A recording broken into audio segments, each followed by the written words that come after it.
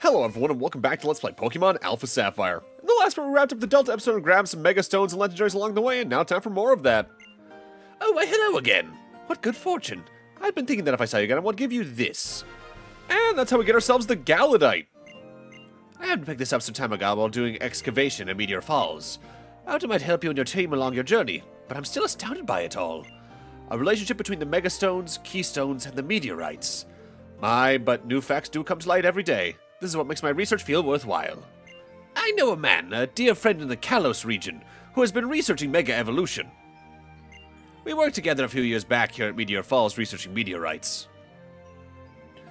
I'll have to share this information with him at once.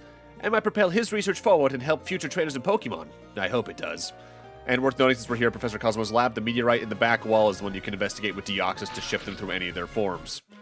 But yeah, the Galladite and Gardevoirite are both post-Delta episode exclusive, which always felt a little awkward given their focus in the Hoenn fandom in general. But at the same time, Gardevoir and Galladite are both usable as it is without the Mega Stone, so there's probably better ones you can use it on during the main campaign as it is. So starting off, we're actively refining the Pokemaniac on the way to Meteor Falls proper, as I was just walking trying to hatch the egg I currently have, getting some levels for Miranda to evolve her into an Altaria. And hey look, 2 new Pokemon in this specific battle that I've already technically talked about. Brass notes just to talk the lightest about them. Ampharos is a really good pure electric type, so it's just weak to ground, that can bring some good special attacks, and that can also take an okay hit on the HP and special defense as it is. That got even better in Gen 6 Beyond in my memory. Meanwhile, its Mega Evolution adds a Dragon subtype, becomes an even better special attacker that's also a good mixed defender. Meanwhile, Slowbro coming up here is a Water Psychic type as of this gen, so it's weak to Bug, Ghost, Grass, Electric, and Dark. That's just a really good special attacker that has a really high physical defense and HP stats, so it can take a good hit physically as well. Meanwhile, its Mega Evolution boosts its physical defenses and special attack even higher, making it even better at what it was already doing. Worth noting, I covered those Pokemon and their Mega Evolutions earlier in the LP, specifically around the time we got their Mega Stones. Mostly because I wasn't sure if we actively encountered one in the plot. This is admittedly an issue with how I've been editing this LP, where I do 5 parts at a time, editing, commentary, and then second pass. I don't know what's in the future videos or even how long the LP is going to be at the end of the day yet still. I imagine we're going to accelerate through the footage again pretty quickly here, like I've already mentioned, but I still don't have an active end part. I should probably just go through and edit the rest of the LP before I commentate the next chunk of 5 videos, really. Either way, after I believe cutting out another battle there in the middle of that, we are finally at the level where Swablu will evolve into Altaria. So now I can go showcase Miranda to that NPC over in Lily Cove, and finally get ourselves the Altaria Knight. I think I already talked about Mega Altaria back during our bout with Winona at Fort Tree Gym, but Brass tacks with the Mega Evolution again, changes its subtype from Dragon Flying to Dragon Fairy, gains Pixelate as its ability, so any normal type moves are boosted in power by 30% and treated as Fairy type in combat. And the Pokemon itself gains, I think, 40 to both of its attack stats and 20 to its defense, becoming an incredible mixed attacker and tank. The change to Dragon Fairy, I believe, makes it weak to Poison, Steel, Ice, and Fairy specifically, all of which just standard weaknesses, no quad weaknesses going on there. On my first playthrough, I ended up getting this Mega Stone along the way, but that's because, as I believe I've already brought up in the LP, my first playthrough of Alpha Sapphire, most of my team could Mega Evolve. It was really just a Slacking and the Ludicolo I had that couldn't, which means I had a lot of choices for Mega Evolution, but that means in the case I was fighting, say, a trainer that had multiple types, only really one could really come in handy at a time. Hence why I've largely limited myself just to Mega Blaze again on this playthrough. So at this point, I actively have Cast Form in my party, and if you go into the sky while doing that, you'll actively find a storm cloud just north of Fort Tree. A presence behind the black clouds looks as though lightning can strike at any moment. Let's check it out.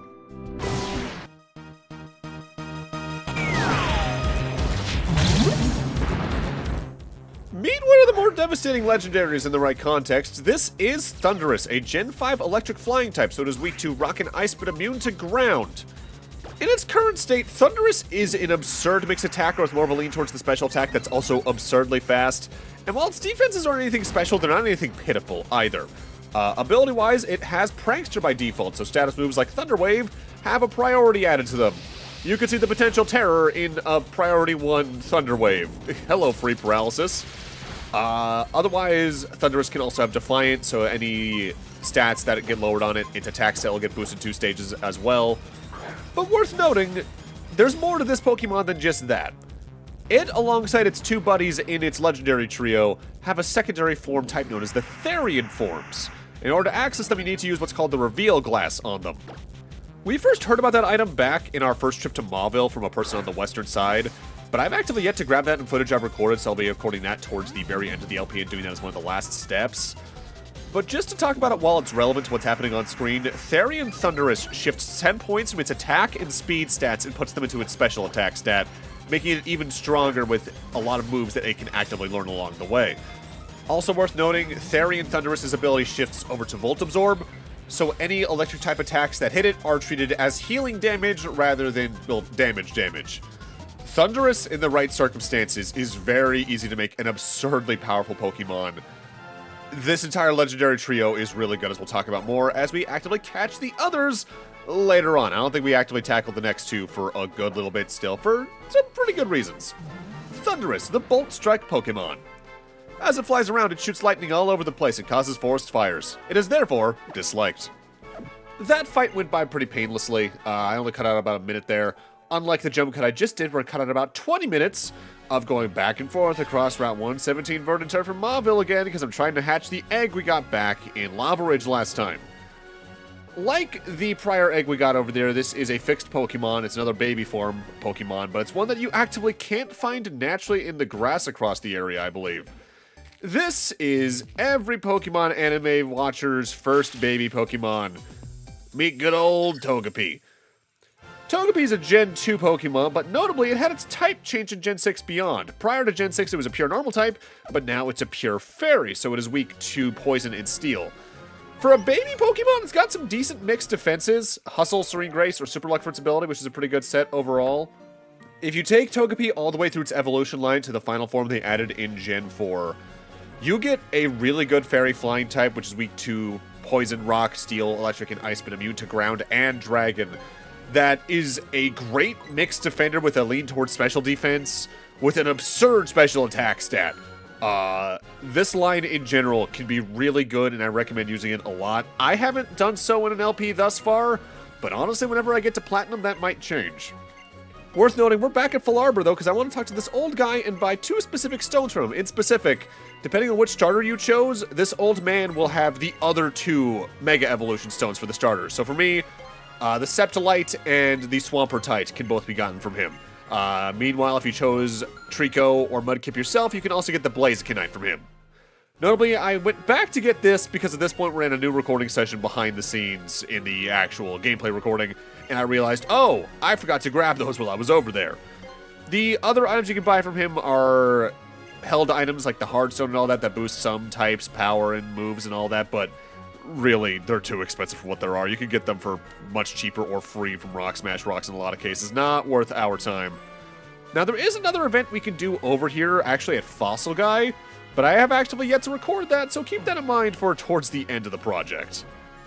Next up, we're going to head back to Route 119, as towards the southern chunk of that, near where all the tall grass is.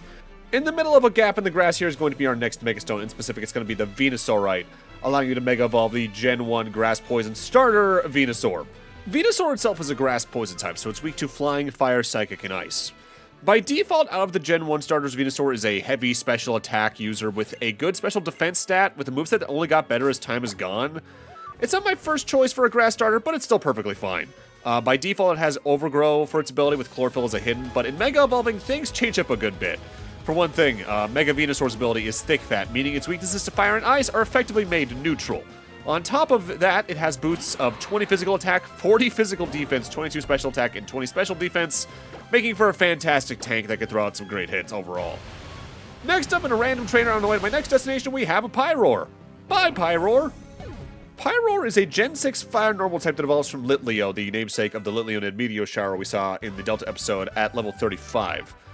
Fire Normal type meaning it's weak to Fighting Ground, Rock, and Water, but immune to Ghost. Pyroar is a really fast special attacker that has an okay HP stat on top of it. Its physical stats and special defense aren't the best overall.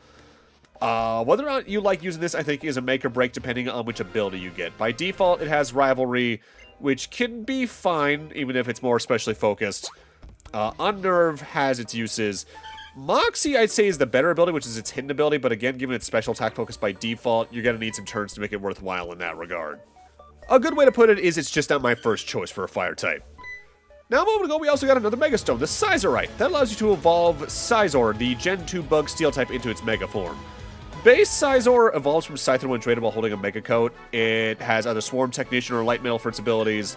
And base Scizor itself is a really physically tanky physical attacker that's got some okay special defense on top of it. Not too fast, and its special attack isn't too great, but with what you can use with it, it's really good. Meanwhile, Mega Scizor actively gains an additional 20 physical attack, 40 physical defense, and 20 special defense on top of 10 speed, making it even better. Partner that with its new ability being Technician, meaning that it can actively use some of its weaker moves to better effect. You get a really good Mega out of that, plus I love the design of this Mega in specific.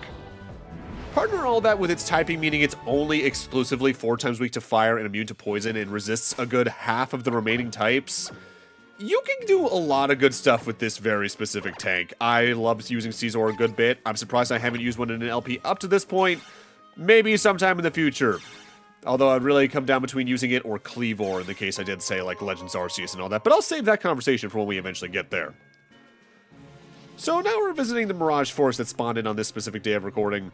Nothing too spectacular here, but I do run into a Purugly that I decided to catch just because why not? No real reason to do this, just outside of just using some Ultra Balls I got. I might as well with how many I've been purchasing at this point. Purugly, the Tiger Cat Pokemon. To make itself appear intimidatingly beefy, it tightly cinches its waist with its own twin tails. Now, by and large, I am just here for the items, but my mentality with the Mirage Forests, in fact, really anything at this point in the game, is that if a new Pokemon spawns in that's tied to the Dex Nav, especially if you're in the National Pokedex, I'm going to at least try to encounter it. And in specific, we got another new one here. This is a old favorite to a lot of people from Gen 5 in my memory. This is the Pure Grass type Petilil. Pure Grass type meaning it's weak to Flying, Poison, Bug, Fire, and Ice.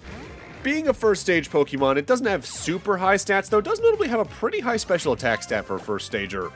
But if you actively evolve it using a Sunstone, you get a really good special attacker that's also decently fast and can take a hit okay. It's just not very good for using physical attacks with. As grass types go, perfectly usable. Far from one of my least favorite to use. It's just not one I will immediately reach for, which is something I say a lot, probably, yeah, but when there's about 1,000 of these things, you're gonna have a lot of Pokemon that are absurdly good, really good, or just okay. There's very few Pokemon that I would say are just outright bad, as I've talked about before. Hi, Love Disc, how are you doing? Petilil, the Bulb Pokemon. Since they prefer moist, nutrient-rich soil, the areas where Petilil live are known to be good for growing plants. I mean, I would certainly hope so. We're in the middle of a goddamn forest. Next up, we're once again going to take to the skies on Latias, but I've actively changed my team up a good bit here. I have Azelf, Uxie, and Mesprit all in my party, the Lake Guardians from Sinnoh that we caught in the Nameless Cavern. Why? Because if you have all 3 in your party and take to the sky, big hole in the sky opens up, and we should go investigate that, don't you think? Huge gap in the sky. The area surrounding the gap is very quiet, as if time had somehow stopped. Do we want to fly in? Hell yeah.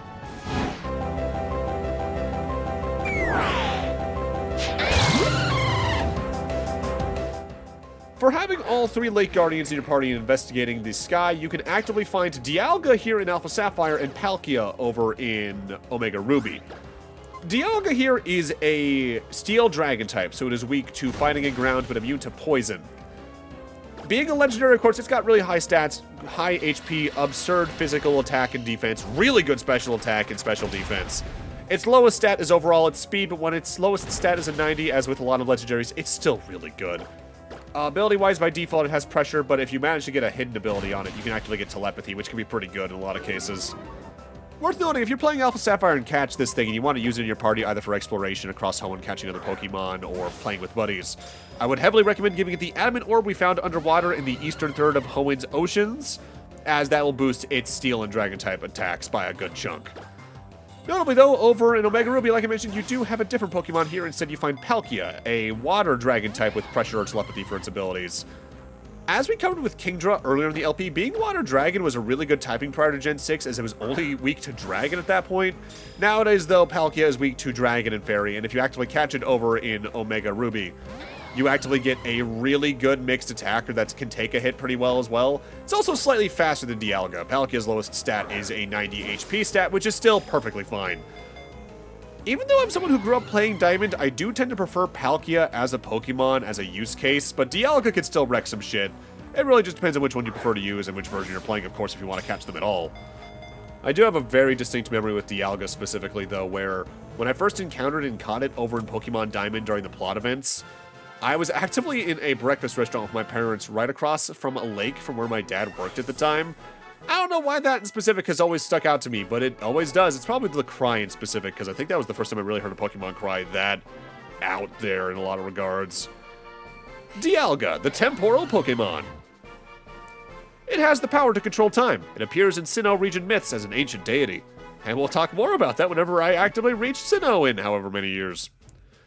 Next up, we're back on Route 115. Not for any super specific reason. My next goal is actively to go get a Mega Stone that's within the Meteor Falls at this point. But along the way, I did encounter a trainer we've already beaten before, and at this point, they actively do have a new Pokemon for us to talk about, and one I technically briefly touched on last time. Battle Girl Cindy at this point has a Hitmonchan, pure fighting type from Gen 1, so it is weak to Flying, Psychic, and Fairy. Hitmonchan is a perfectly fine physical attacker that can also take a special hit decently well. It's okay, it's speed and all that. Ability-wise, it can have Keen Eye, Iron Fist, or Inner Focus. I think Iron Fist is the only one of those we haven't talked about yet. That just boosts the power of any punching-related moves by about 20%. Perfectly usable. I do prefer Hitmonlee myself on the whole, which is the only evolution for this Pokemon line we're not seeing in this LP, I believe. But that's largely because it's an even better attacker, and with a fighting type, especially one that's very physically minded prior to the physical special split, Hitmonlee was just the better choice in that regard for me. So worth noting, when it comes to going into Meteor Falls for the Mega Stone in question we're there to get, I actively go the wrong way for a good bit and cut a majority of the trip out due to that. In specific, in my memory, we had to go all the way to the back room with the one little lake you could swim across where you can catch Bagons, where if you're playing Emerald in specific was actually where the super boss was. But no, where we actually need to go is the little cliff in the center of the first floor where we first met Professor Cosmo and Shelly so long ago in the LP. So I kind of did flop around there for a little bit, but worth noting, on one of the floors, specifically the Dragon Trainer we encountered in there, does have a new Pokemon. So I did decide to actively leave some of the footage in just so we can showcase that. It's this one specifically, I think on the first basement floor here. Maybe this is the second one. In specific, doing a rematch with them at this point in the game, they've added one new pure Dragon type to their party. The Generation 5 pure Dragon type known as Druddigon. Pure Dragon type meaning it's weak to Ice, Dragon, and Fairy. Druddigon's a single stage Pokemon, so it's not something I like to use in that regard to begin with too often. But if you actively do grab one, it's a decent physical attacker that can take a hit decently well from either type of attack. Its HP, special attack, and speed aren't things I find super satisfying to use, but you can do a lot with this, not for nothing. Ability-wise, they'll either have Rough Skin, Mold Breaker, or Sheer Force in specific, Mold Breaker being the hidden ability there. If you can get Sheer Force on a Druddigon, you can honestly do a lot of damage with it. I do tend to write it off compared to other Dragon types, but that's because Dragon types are largely just absurd. So one that's just kind of okay kind of goes under the radar for my tastes. Also worth noting, and I haven't talked about this yet, whenever you actively rematch certain trainers, there's a chance they'll give you an item for beating them again, and you can repeat that over and over and over again. From memory, I want to say most of the time it's like a 20 to 30% chance of them dropping the item, but some cases it's like a 1% chance. Child, you... I heard what happened from Zinnia.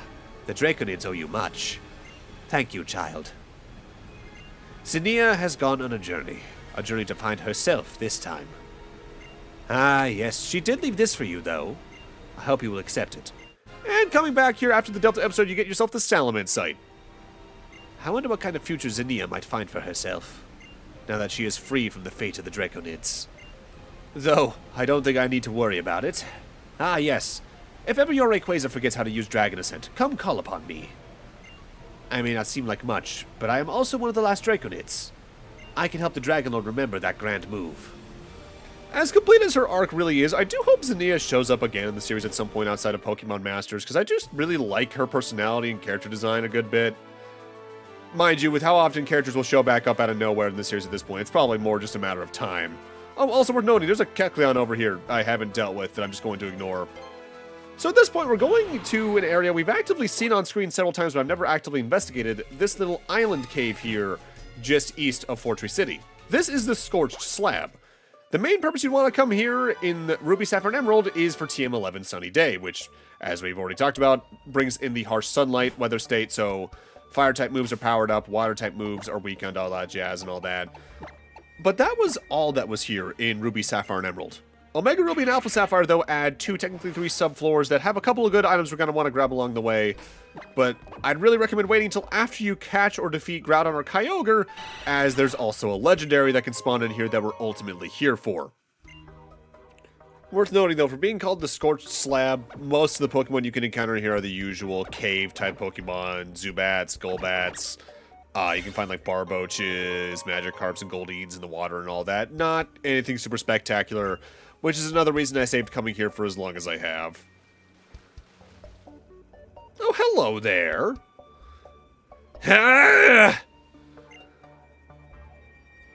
It might be impossible. Hi? Don't scare me like that. You scared the living daylights out of me. Anyway, by any chance did you come here to look for the rare Pokemon too? Yes? You too? Oh, I see. As you may have heard, this place has long been rumored to be the place where a rare fire-type Pokemon lives. That's why I came here, but I guess I was a bit ill-prepared. I was just thinking about going back to Lava Ridge and coming back later. So I'm leaving now, but if you go further, please be careful. Okay. Hi, Flannery. Bye, Flannery.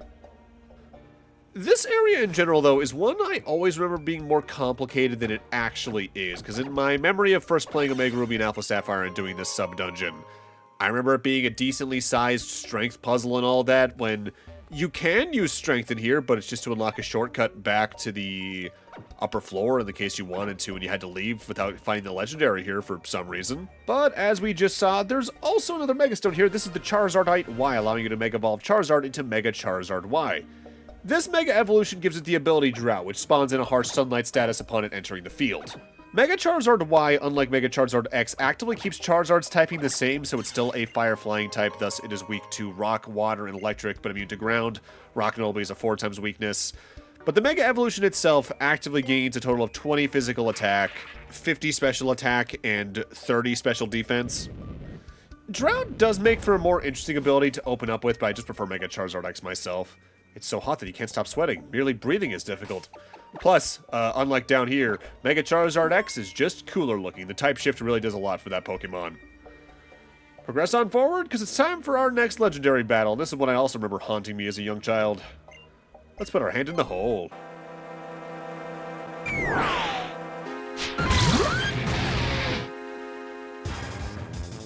This is Heatran, or is it Heatran? I've heard both at this point. Gen 4 Fire Steel type, so it is weak to fighting, ground, and water, but immune to poison. Ground, notably, is a 4 times weakness. Heatran is a really good special attacker with really good defense stats on top of that. And while its HP and physical attack are pretty good, it is noticeably slow at less than 80 speed even for a legendary. Which I think there is technically some arguments where legendaries should have a certain stat total or above. For me, it really depends on the uniqueness of the encounter within the game itself. So even if it's technically a mythic, it's a legendary in my brain all the same. Ability-wise, Heatran has Flash Fire. So if you hit it with a fire type attack, not only does it actively do no damage, but it actively powers up its own moves by a good chunk. And it also has Flame Body for its hidden ability, which, I mean, hey, being burned on contact can be pretty neat. Not my go-to, but it has its potential. I have distinct memories of catching the set encounter with this thing over in Platinum and just being there for like 30, 40 minutes at a time. That's another nightmare encounter for young me that, thankfully, we don't worry about repeating too much here. Because, again, the legendaries in this game treated me comparatively very well. To not only a lot of other players, but also myself in prior LPs. We're quickly weaning down the amount of legendaries we can actively catch, but I'm also taking a break from catching some of them coming up here for reasons.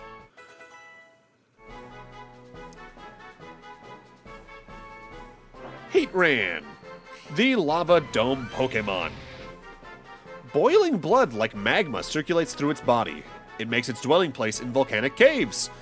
Yeah, that tracks with every other location you can fight this thing in the franchise, really.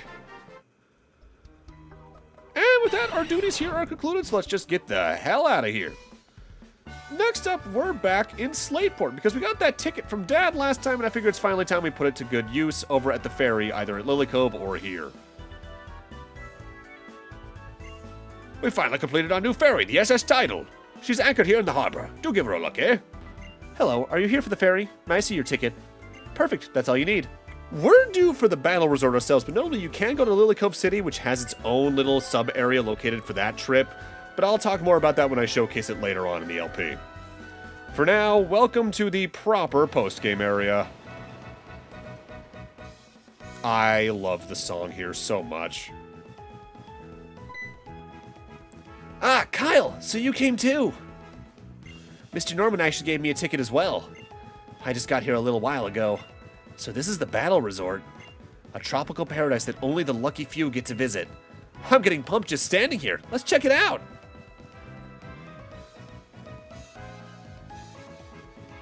Very well then, Leader Maxie. The time has come for us to fight.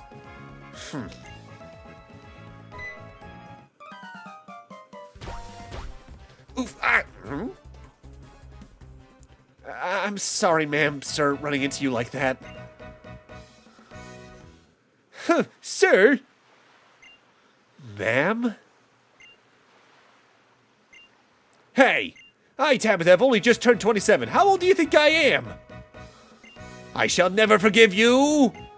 I'll make him cry. Ah. Leader, is this that child? Indeed. The hero who crushed Team Aqua's hopes and saved the world. I had not expected to meet you here. Are you a friend to that young man who just left? His whole body seemed to hum with his eagerness for battle. He must be quite the trainer. It seems that I may get to battle both you and that young man here. It appears that coming to this island may prove worth the trouble yet. There has been something on my mind ever since the incident in Sutopolis.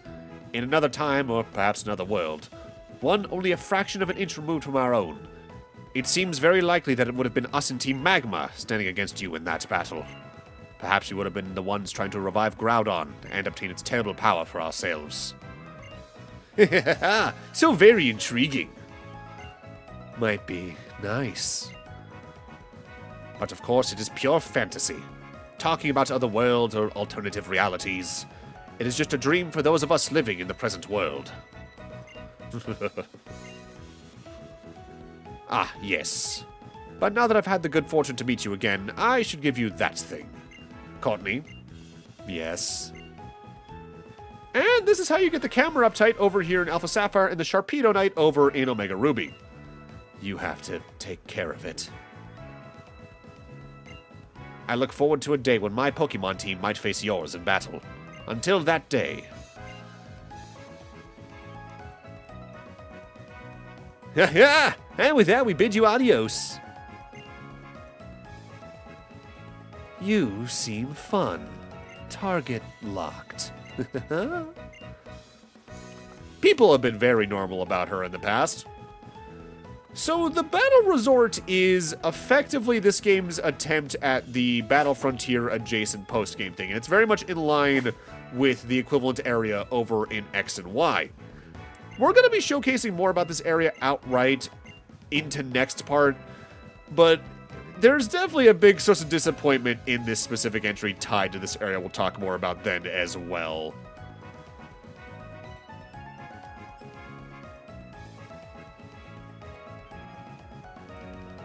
Wow, incredible! Huh? You two, you don't look like spectators. You must be trainers who came here for a challenge, correct? Challenge? You see, people who come to the battle resort are divided into two types. Those who come to see battles, and those who come to battle. Oh, is that right? But where can we battle? What? You don't know the Battle Maison? No, I don't. Oh my. Alright, it's better to have you experience it rather than me explaining it in words. Make sure you visit the Battle Maison that's on top of this island's main hill. Thank you very much. We'll be sure to do that. Alright then, I'm leaving now. Good luck, you two. The Battle Maison. I'm curious what kind of place it is, but I think I'll take a look around the island first. I've never been so far from home before, and I've never visited anything like a resort, so I'll be off exploring, Kyle, but I'll see you later. Hope we can battle again here in this resort. We're actively going to be mimicking Wally's own journey. Our first goal here is to actively look around the entire island and grab what we can before we actively check out the main post-game battle hub of sorts. Also, that NPC just outright talks about the real-world Pokemon Competitive Championship. They've done that a couple more times in more modern day than they used to, and honestly, there's a level to it I appreciate, considering it's like a direct shout out more to the fan base and what they do rather than just them briefly talking about the mechanics in some form or another, but I'm glad they largely tend to keep that towards post-gamey type stuff. Before we end off, one thing worth noting though, the Ace Trainer here in the Pokemon Center is actively how you check a Pokemon's IVs, which, as I briefly talked about, I believe, earlier in the LP, is a measure of a Pokemon's potential on a stat-per-stat basis. You can also check a Pokemon's potential IVs on the Dex Nav, assuming you're seeing them as a hidden Pokemon in the grass. In most cases, I would say that's nice to have, but not something I'd really care about. But if you want to do a lot of stuff really well here, you're probably going to want to keep that in mind. But with that, I'm going to need to end this off here. Thank you guys for watching, and in part 36, we're going to explore the Battle Resort in more depth. See you guys then.